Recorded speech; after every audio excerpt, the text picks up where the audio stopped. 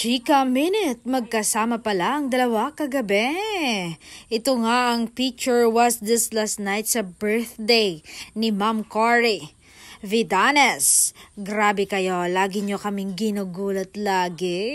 Belinda and Donato, ito ang proof na hindi talaga nagsisinungaling ang isang netizen na magkasama nga sila kagabi.